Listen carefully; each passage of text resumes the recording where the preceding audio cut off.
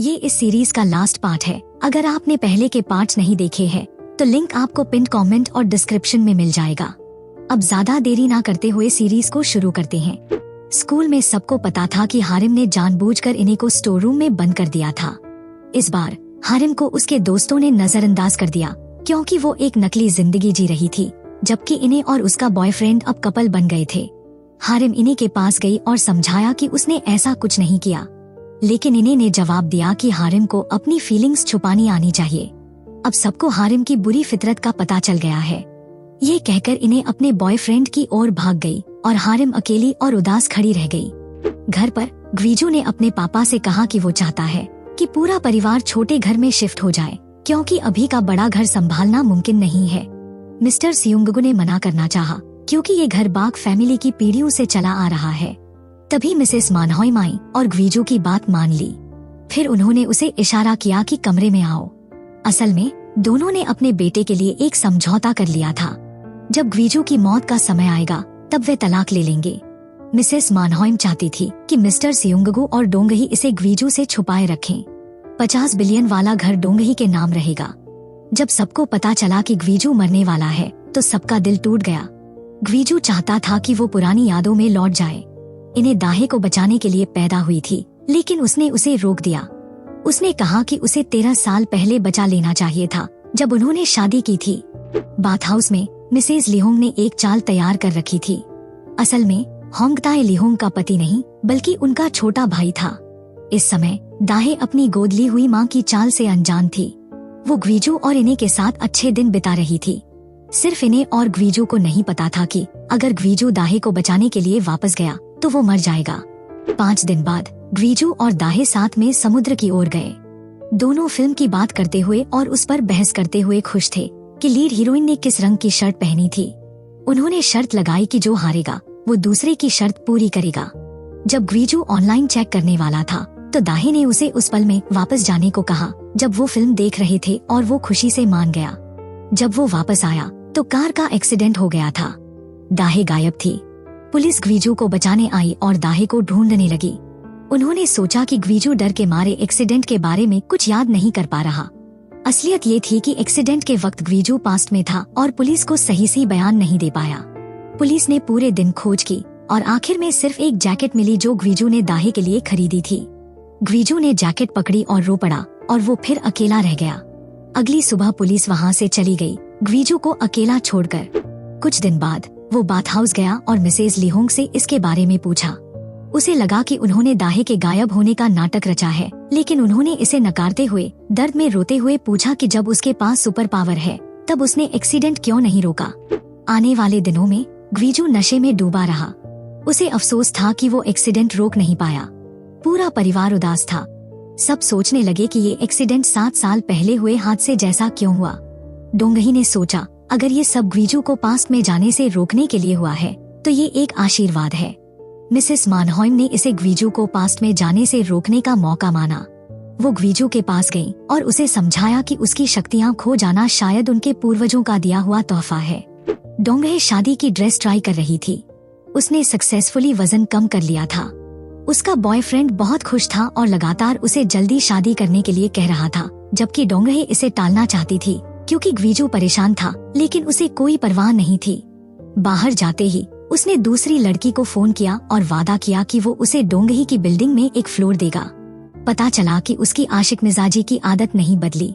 कबाड़खाने में ग्वीजू अब भी उस कार को खोज रहा था जो एक्सीडेंट का हिस्सा थी। दाहे के गायब होने की जानकारी ढूंढ रहा था। इससे सब लोग परेशान हो गए। डोंगही और इन्हें भी वहाँ आए। डोंगही ने उसे सलाह दी कि वो पास्ट को भूलकर सच को स्वीकार कर ले। डोंगही के चले जाने के बाद इन्हें ने बताया कि एक बार उसने दाहे की आंखों में देखा था, लेकिन उसे ऐसा लगा जैसे दाहे नेशनल एंथम गा रही हो। ऐसा लगा कि दाहे कुछ छुपा रही है, तो ग्वीजू ने पास्ट में जाने की कोशिश की। वो उस पल में वापस गया जब दोनों बिस्तर पर लेटे हुए थे। उसने दाहे से कहा कि बारिश वाले दिन समुद्र के पास बिल्कुल न जाना, नहीं तो एक्सीडेंट होगा। फिर वो वर्तमान में वापस आ गया और पाया कि कुछ भी नहीं बदला। दोनों सोचने लगे कि ग्वीजू ने चेतावनी दी थी, फिर भी दाहे ने उस ट्रिप को क्यों मंजूर किया। इन्हें ने कहा कि शायद दाहे को पता था कि एक्सीडेंट होगा, लेकिन किसी वजह से वो फिर भी गई। फिर इन्हें सोना में होंगताई को ढूंढने गई। ये इस समय का एकमात्र सुराग था। दरवाजे के बाहर होंगताई को देखकर इन्हें उससे दाहे के बारे में पूछने की कोशिश की, लेकिन होंगताई ने बचने की कोशिश की। उसने चश्मा पहन लिया क्योंकि उसे पता था कि इन्हें की शक्ति काम कर सकती है, और वो सोना के अंदर चला गया। मिसेज लिहोंग ने इन्हें की बातचीत सुन ली। होंगताई ने समझाया कि इन्हें बस बकवास कर रही थी। मिसेज लिहोंग ने होंगताई से पूछा उसने काम पूरा कर लिया है या नहीं। होंगताई ने कंफर्म किया कि उसने काम पूरा कर लिया है, लेकिन उन्होंने उससे पूछा कि उसके बाद क्या। होंगताई फिर से समुद्र तट पर चला गया। मिसेज लिहोंग ने उससे कॉल हिस्ट्री चेक करने को कहा। कुछ नहीं मिलने पर उन्हें शक हुआ और उन्होंने होंगताई को उसी समुद्र तट पर जाने को मजबूर किया जहां वो पहले गया था। होंगताई ने इन्हें के साथ नजर मिलाई इससे पहले कि वो मिसेज लिहोंग को वहां ले जाए। इसकी वजह से इन्हें को पता चल गया कि दाहे अब भी जिंदा है और वो कहाँ है। इन्हें जल्दी से घर भागी और ग्वीजू को बताया कि दाहे जिंदा है।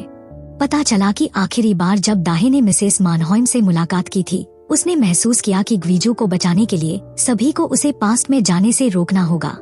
इसलिए दाहे ने मिसेस मानहोइम को बताया कि वो अपनी मौत का नाटक करेगी ताकि ग्वीजू अपनी शक्ति का इस्तेमाल न कर सके। सिर्फ होंगताई को इस योजना की पूरी जानकारी थी। दाहे ने होंगताई से मदद की भीख मांगी और कहा कि ये उसकी आखिरी चाल होगी। उस दिन जब एक्सीडेंट हुआ, दाहे ने सुझाव दिया कि ग्वीजू अतीत में जाए। जब वो चला गया तब दाहे और होंगताई ने जानबूझकर ऐसा सीन क्रिएट किया जैसे वहाँ कार दुर्घटना हुई हो। फिर उन्होंने उसकी शर्ट नदी में फेंक दी और दोनों वहाँ से चले गए। वर्तमान में दाहे समुद्र तट पर थी। थोड़ी देर बाद ग्वीजू उसे ढूंढते हुए वहाँ पहुँचा। दाहे ने ग्वीजू को देखा और घबराहट में भाग गई, लेकिन उसने उसे पकड़ लिया और पूछा उसने अपनी मौत के बारे में झूठ क्यों बोला। इस समय दाहे केवल सच बोल सकती थी। इस दौरान उसके घर में किसी ने उसे नहीं देखा, इसलिए वे चिंतित हो गए। इन्हें बाहर आई और कहा कि ग्वीजू दाहे को ढूंढने गया है। मिसेस मानहोइम को ये सुनकर बहुत डर लगा। इन्हें ने मिसेस मानहोइम की अजीब रिएक्शन देखा। उसने अपने चश्मे उतारे और मिसेस मानहोइम के विचार पढ़े। इस बार इन्हें और ग्वीजू दोनों को एहसास हुआ कि अगर ग्वीजू वापस पास्ट में गया तो उनके मरने की संभावना है। दोनों को समझ आया कि दाहे ने सब कुछ ग्वीजू को सुरक्षित रखने के लिए किया। चाहे उसे तकलीफ में जीना पड़े, फिर भी वो ये करेगी। ग्वीजू खुश नहीं था, लेकिन उसे ये ठीक लगा क्योंकि कम से कम इससे वो जिंदा रहेगा। ग्वीजू ने कहा दाहे से मिलने के बाद ही वो अपनी पुरानी डिप्रेशन वाली हालत से बाहर आ सका। अगर उसने उसे अतीत में नहीं बचाया होता तो वो कभी खुश नहीं होता। दोनों ने एक दूसरे को गले लगाया और प्यार से किस किया। समुद्र तट पर उन्होंने खुशी के पल बिताए। अगले दिन ग्वीजू नाश्ता खरीदने गया और वहाँ मिसेज लिहोंग और होंगताई से मिला। जब मिसेज लिहोंग ने देखा कि ग्वीजू दो लोगों का नाश्ता खरीद रहा है तो उन्हें यकीन हो गया कि दाहे जिंदा है। लेकिन वो सोचने लगी कि दाहे ग्वीजू को धोखा देकर उससे क्यों भाग रही है। ग्वीजू ने कहा दाहे उससे नहीं बल्कि खुद से भाग रही थी। फिर उसने समझाया कि वो पास्ट में जाकर दाहे को 13 साल पहले आग से बचाना चाहता है और वो उसी आग में मर सकता है, इसलिए दाहे ने उसकी जान बचाने के लिए अपनी मौत का नाटक किया। जब दाहे जागी और ग्वीजू को नहीं देखा तो वो घबरा गई और घर से बाहर भागी। ग्वीजू को नाश्ते के साथ लौटते देख उसने राहत की सांस ली। नाश्ते के दौरान दाहे ने ग्वीजू की गर्दन पर देखा कि अभी तक कोई निशान नहीं है और उसे सुकून मिला। दाहे ने कहा कि घर के बाकी लोगों को सब कुछ पता है सिवाय इन्हीं के, लेकिन शायद जल्द ही उसे भी पता चल जाएगा।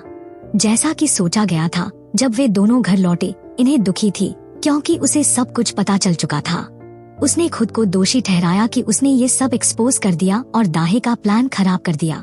फिर वो ऊपर चली गई। डोंगही ने ग्वीजू को ढूंढा और बात करने लगी। डोंगही ने बताया कि कई साल पहले वो एक बहुत मशहूर सुपरमॉडल थी और उसे द लास्ट परफॉर्म करने का मौका मिला था, जो कैटवॉक का सबसे प्रेस्टिजियस स्थान था। लेकिन मिसेस मानहोइम ने डोंगही को रोक दिया, ये कहते हुए कि उन्हें सपना आया है कि द लास्ट परफॉर्मर गिरकर गंभीर रूप से घायल हो जाएगी। इसलिए डोंगही ने परफॉर्म नहीं किया और उसकी जगह किसी और को परफॉर्म करना पड़ा। उसने डोंगही के लिए बनाए गए खास जूते पहने जो फिट नहीं हुए। उस लड़की का गिरना और चोटिल होना वैसा ही हुआ जैसा मिसेस मानहोइम ने सपना देखा था। डोंगही को एहसास हुआ कि उसने गलत फैसला किया। उसे पछतावा हुआ और वो दुखी हो गई। उसका मॉडल बनने का सपना टूट गया और तब से डोंगही ने लगातार खाना शुरू कर दिया और वो बहुत मोटी हो गई। इस तरफ मिसेस मानहोइम ने दाहे का शुक्रिया अदा किया। इसी से मिसेस मानहोइम को समझ आया कि दाहे पूरी तरह ग्वीजू की मदद कर रही थी। दाहे ने मिसेस मानहॉइम को भरोसा दिलाया कि वो कोई और तरीका ढूंढ लेगी जिससे ग्वीजू को अतीत में जाने से रोका जा सके। इस बार मिसेस मानहॉइम ने दाहे को सलाह दी कि वो अपने सपने पूरे करे, क्योंकि अगर उन्होंने कोई सपना देखा है तो वो जरूर सच होगा। लेकिन उन्होंने ये भी कहा कि ये शक्ति एक अच्छी चीज नहीं है बल्कि एक श्राप है, क्योंकि वो हमेशा अपने बच्चों के लिए अशुभ चीजों का सपना देखती हैं। मिसेस मानहॉइम ने कहा, हाल ही में उन्हें सपना आया कि डोंगही और एक बिखरे बालों वाली औरत डोंगही के पति के शादी के कमरे में थी। उन्होंने सोचा कि शायद वे लड़ाई कर रही हैं। इससे उन्हें लगा कि डोंगही की शादी खुशहाल नहीं होगी। हालांकि वो अपनी बेटी को ये बात नहीं बता सकती थी, क्योंकि डोंगही ने पहले ही उनकी एक भविष्यवाणी को सच मान लिया था। डोंगही का सुपर मॉडल करियर खत्म हो गया। दाहे ने सब कुछ समझ लिया। वो इन्हें के कमरे में गई और देखा कि वो खुद को दोषी ठहरा रही थी। दाहे ने कहा, उनके परिवार में सब लोग खास शक्तियों के साथ पैदा हुए थे, लेकिन शुक्रगुजार होने के बजाय पूरा परिवार इसे छुपाने और इसे एक श्राप मानने की कोशिश करता रहा। इसलिए दाहे ने इन्हें को समझाया कि वो इस श्राप को कुछ अच्छा बनाने में बदल देगी। अगले दिन डोंगही का मंगेतर उसे एक नए अपार्टमेंट दिखाने ले गया। वो बहुत उत्साहित था और बार बार ये बात कर रहा था कि उसने ये खूबसूरत अपार्टमेंट ढूंढने में कितना समय और मेहनत लगाई। जब डोंगही ने कहा वे ये अपार्टमेंट नहीं खरीदेंगे बल्कि अपने परिवार के साथ रहेंगे, तो वो नाखुश हो गया। उसने कहा कि डोंगही के लिए इस तरह रहना कन्वीनियंट नहीं होगा। उसने जल्दी से डोंगही को ये अपार्टमेंट खरीदने के लिए कहा ताकि वे इसे अपने नए घर के तौर पर इस्तेमाल कर सकें। वो ये भी डींग मारने लगा कि यहाँ की डिपॉजिट थोड़ी ज्यादा है, लेकिन उसने मालिक को कीमत कम करने के लिए मना लिया। ये सुनकर डोंगही चुप रह गई। इस बीच डोंगही के मंगेतर का दूसरी औरत के साथ अफेयर चल रहा था, जो दाहे ने पकड़ लिया। दाहे ने डोंगही के मंगेतर की चीटिंग की तस्वीर खींची और उसे उसके फोन पर भेज दिया। फिर उसे धमकी दी कि या तो वो 2 लाख देगा या डोंगही के साथ शादी तोड़कर गायब हो जाएगा। उसने मना कर दिया और अपना फोन वापस ले लिया ताकि फोटो डिलीट कर सके। होंगताए अचानक आ गया। उसने उसका कॉलर पकड़ा और उसे दाहे को छूने की हिम्मत न करने दी। फिर दाहे ने होंगताए के लिए दूध खरीदा और पूछा कि वो ठीक है या नहीं। मिसेस लीहोंग को पता था कि उसने दाहे को बचाने के लिए झूठ बोला था। होंगताए ने बस इतना कहा कि उसे दूसरों के पारिवारिक मामलों में दखल नहीं देना चाहिए। दाहे ने मना करते हुए कहा कि अगर ग्वीजू नहीं होता तो वो 13 साल पहले ही मर जाती। होंगताए घर गया और मिसेस लीहोंग को इस घटना की रिपोर्ट दी। मिसेस लीहोंग को एहसास हुआ कि दाहे और ग्वीजू दोनों ने एक दूसरे को बचाने की कोशिश की थी। उन्होंने ग्रेस को बुलाया और दोनों को दाहे की मदद करने के लिए कहा ताकि डोंगही के बॉयफ्रेंड को घर से बाहर निकाला जा सके। ग्वीजू के घर में उसने डोंगही से मुलाकात की और देखा उसकी बहन छिपकर स्नैक्स खा रही थी। डोंगही उदास थी क्योंकि उसने वजन कम करने की कोशिश की, फिर भी उसकी शक्तियाँ वापस नहीं आईं। ग्वीजू पास्ट में चला गया जब दोनों भाई बहन छोटे थे। उस समय छोटा ग्वीजू मैलन्यूट्रिशन की वजह से अस्पताल में था।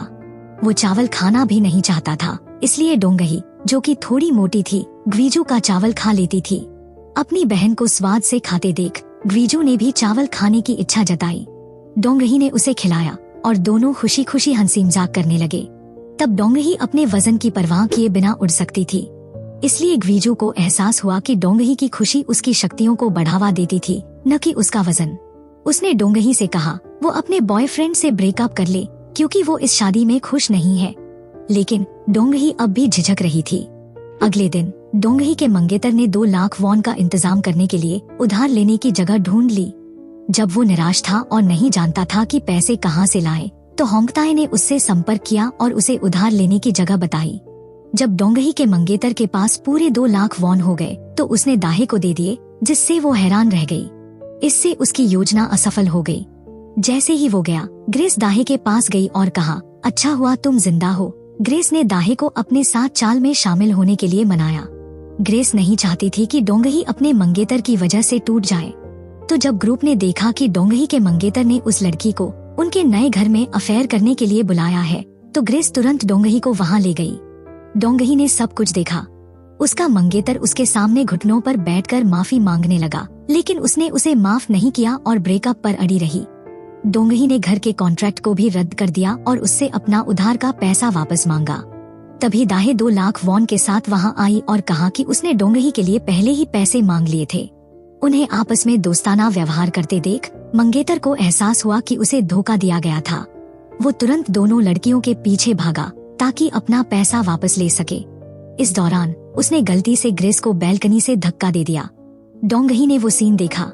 बिना ज्यादा सोचे समझे उसने नीचे छलांग लगाई, इस चिंता के बावजूद कि उसकी शक्ति सबके सामने उजागर हो सकती है, और उसने ग्रेस को बचा लिया। ग्रेस ने डोंगही को हैरानी भरी नजरों से देखा। दोनों खुशी खुशी शहर के चारों ओर उड़ने लगी। वापस आने के बाद दोनों के बाल हवा से बिखर गए थे। दाही ने देखा कि ये सीन बिल्कुल वैसा ही था जैसा मिसेस मानहोइम ने अपने सपने में देखा था।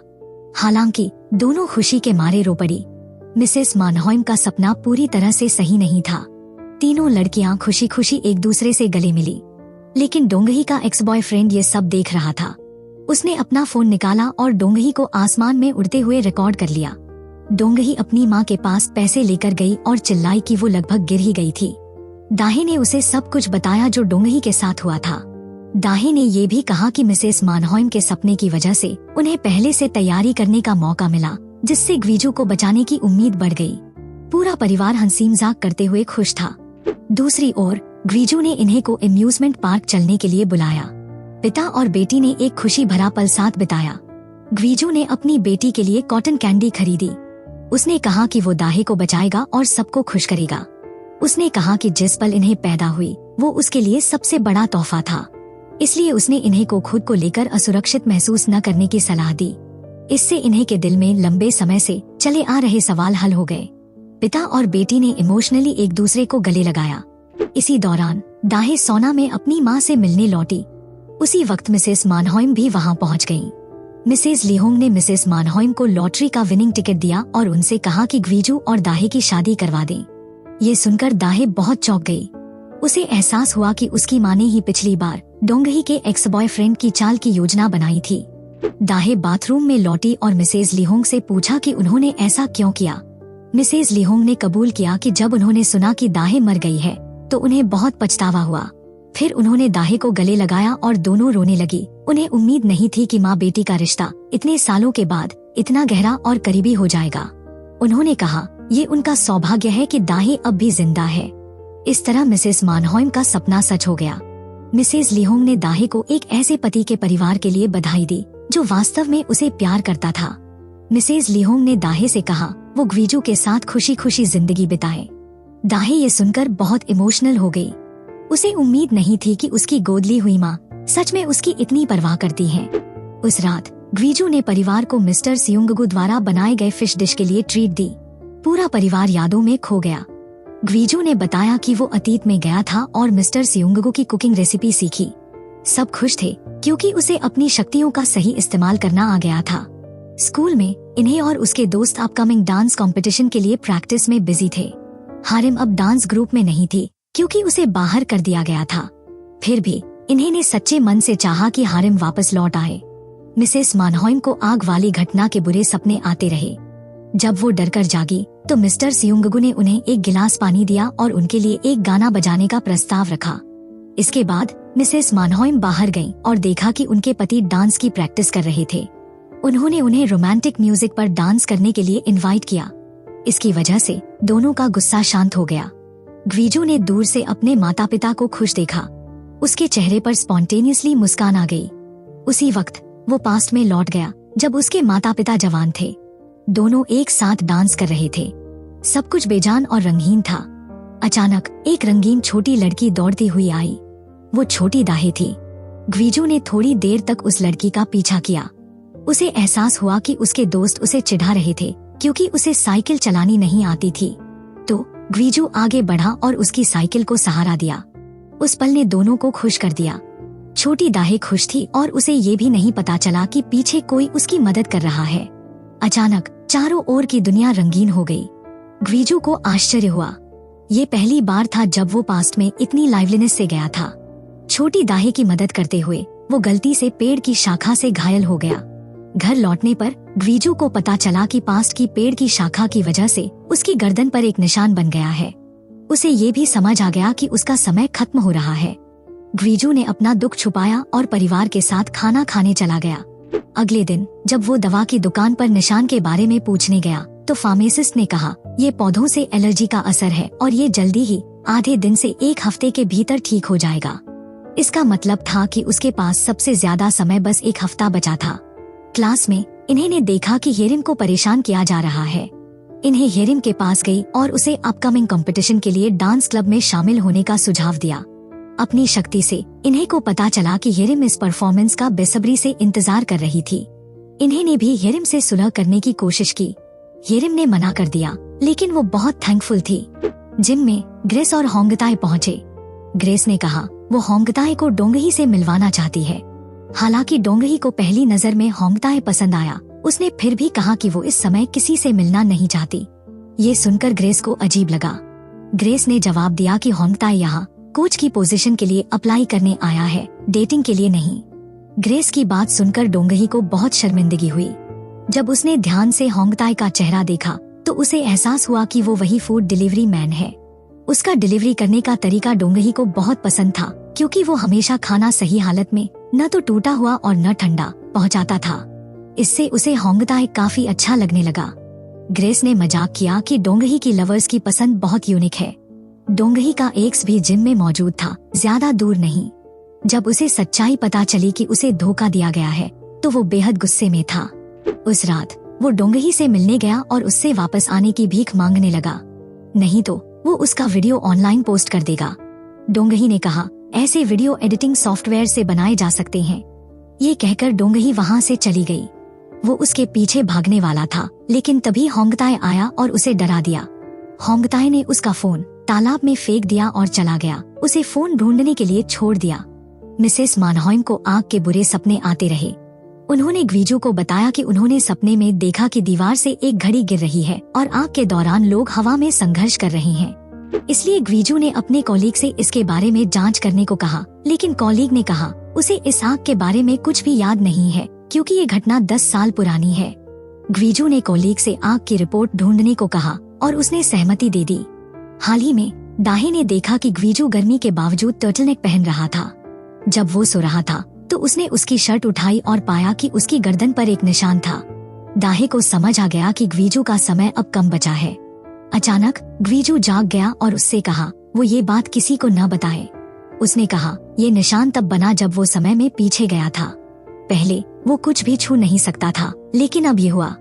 इससे दाहे को समझ आया कि 13 साल पहले की आग सच में उसकी जान ले सकती है। दोनों ने निराशा में एक दूसरे को गले लगाया। मिसेस मानहॉइम ने डोंगही को बताया कि उन्होंने सपना देखा कि वो इन्हें के आने वाले शो में सबके सामने उड़ रही थी, मगर डोंगही ने उनकी बात पर ध्यान नहीं दिया। डोंगही ने फिर भी ये तय किया कि वो इन्हें का उत्साह बढ़ाने के लिए वहाँ जाएगी। जब परिवार इन्हें के स्कूल पहुँचा तो उन्होंने अनएक्सपेक्टेडली मिसेस लीहोंग के परिवार को भी देखा, जो इन्हें को चीयर करने आए थे। दोनों परिवार साथ में ऑडिटोरियम में गए। दूसरी तरफ ग्वीजू और दाहे ने इन्हें के लिए फूल खरीदे। अचानक ग्वीजू को सूचना मिली कि उस दिन की आग की एक रिपोर्ट आई है। उसने दाहे से पहले फूल देने के लिए कहा। फिर ग्वीजू अपने कॉलीग के पास दौड़ा, जिसने उसे स्कूल का नक्शा दिखाया। दाहे इन्हें को फूल देने के लिए अंदर गई। इन्हें बेचैन और परेशान थी, क्योंकि ग्वीजू वहाँ नहीं आया। डोंगही को अपने एक्स का एक टेक्स्ट मैसेज मिला। उसने एक फोटो भेजी और कहा कि वो इन्हें के साथ है। फिर उसने डोंगही से कहा वो 4थी मंजिल के वेटिंग रूम में आए। इन्हें को लेकर चिंता के कारण डोंगही वहाँ गई। जब डोंगही वहाँ पहुँची तो उसने पाया कि उसने मोमबत्तियाँ और गुलाब सजाए हैं। उसका मकसद था डोंगही का दिल जीतना, जो डोंगही को बेहद घिनौना लगा। इसी दौरान इन्हें सेट के पीछे चिंतित खड़ी थी। जब उसने ग्वीजू को आते देखा तो उसने राहत की सांस ली, मगर हेरिम अभी तक नहीं आई थी, जबकि दूसरे ग्रुप का परफॉर्मेंस लगभग खत्म हो चुका था। जब ग्रुप हेरिम के बिना परफॉर्म करने जा रहा था, उसी वक्त हेरिम वहाँ आ गई। ग्रुप ने अपनी पुरानी नाराजगी छोड़कर खुशी खुशी हेरिम को ग्रुप में शामिल किया। इसके बाद ग्रुप मंच पर गया। इन्हें बहुत नर्वस थी और बस वहीं खड़ी रही। ये देखकर उसके बॉयफ्रेंड ने उसके पास जाकर उसके चश्मे उतार दिए। उसका बॉयफ्रेंड जानता था कि इन्हें इतने सारे लोगों के सामने आने को लेकर नर्वस है। उसने इन्हें को एनकरेज किया। उसके शब्दों से इन्हें को आत्मविश्वास मिला। ग्रुप ने बहुत अच्छा परफॉर्म किया। मंच पर इन्हें ने सोचा कि वो ग्वीजू को बता सके कि उसने अच्छे दोस्त बनाए हैं। अब इन्हें इनविजिबल नहीं मानी जाती, इसलिए वो नहीं चाहती थी कि ग्वीजू उसकी चिंता करे। परफॉर्मेंस के बाद ग्रुप ने एक फोटो लिया। इन्हें को एहसास हुआ कि हेरिम बाहर सीढ़ियों पर चली गई थी। वो उसके पास गई और उससे बात की। इन्हें ने कहा वो सच में हेरिम से दोस्ती करना चाहती है। हेरिम उससे इतनी नफरत क्यों करती है? येरिम ने इन्हें पर आरोप लगाया कि वो उसके साथ ईमानदार नहीं थी। येरिम ने इन्हें से पूछा कि अगर वे दोनों एक ही इंसान को पसंद करते थे तो इन्हें ने उसे कुछ क्यों नहीं बताया। इस वजह से येरिम को लगा कि इन्हें उसे अपनी दोस्त नहीं मानती। ये सुनकर इन्हें ने येरिम को बताया कि उसके पास दूसरों के विचार पढ़ने की सुपर पावर है। येरिम ने जवाब दिया कि उसके पास भी सुपर पावर है और वो है दूसरों का ध्यान अपनी ओर आकर्षित करना। दाहे ने ग्वीजू को देखा और अचानक महसूस किया कि उसने जो कपड़े पहने थे वे बहुत जाने पहचाने लग रहे थे। यादें ताजा हो गईं। उसे याद आया कि ये वही कपड़े थे जो उसने उस दिन पहने थे जब वो पास्ट में जाकर उसे इन्हें के जिम में होने की जानकारी देने आया था।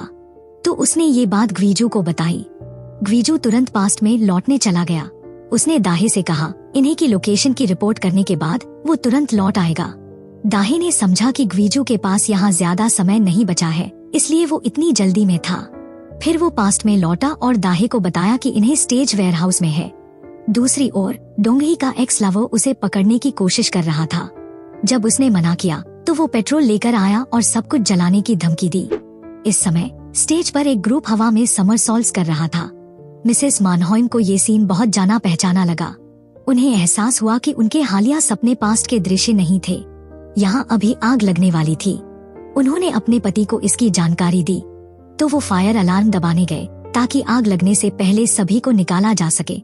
रास्ते में मिस्टर सियुंगगु दाहे के पास से गुजरे और उसे बताया कि यहाँ आग लगने वाली है। इस समय दाहे डरने लगी। उसने सोचा यही समय क्यों। दाहे ने इन्हें को ढूंढना शुरू किया। डोंगही ने अपने एक्स बॉयफ्रेंड की प्रतिक्रिया देखी। वो पूरी तरह शांत थी क्योंकि उसे पता था कि वो कायर है। निश्चित रूप से वो आग लगाने की हिम्मत नहीं करेगा।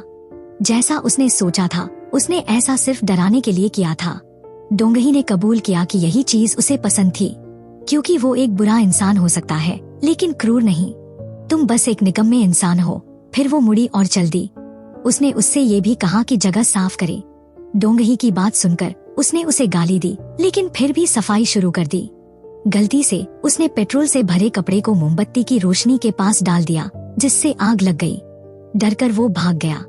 थोड़ी देर बाद ग्वीजू लौट आया। आंखों के सामने इस अफरा तफरी का दृश्य देखकर वो अपनी फैमिली को ढूंढने के लिए भागा। ऑडियंस में सब घबरा गए थे क्योंकि आग तेजी से फैल रही थी। डोंगही ने देखा कर्मचारी फायर कर्टेन को नीचे नहीं ला पा रहे थे क्योंकि वो लाइट बल्ब में फंसा था। थोड़ा सोचने के बाद उसने उड़कर कर्टेन को नीचे किया और सभी को खतरे से बचाया। उस समय सब बाहर भागने में व्यस्त थे, इसलिए किसी ने भी उस पर ध्यान नहीं दिया। इसलिए उसकी पावर्स एक्सपोज नहीं हुई। इन्हें और हेरिम आग में फंसे थे क्योंकि रोलर शटर बंद था। हेरिम को डर था कि वो यहाँ फंस जाएगी। इन्हें एक और रास्ता ढूंढने चली गई। कुछ समय बाद ग्वीजू ने रोलर शटर को तोड़ दिया। हेरिम ने उसे इन्हें के दिशा की ओर इशारा किया। वो जल्दी से उस दिशा में भागा जहाँ हेरिम ने इशारा किया था। इस समय इन्हें धुएं से बेहोश होने वाली थी।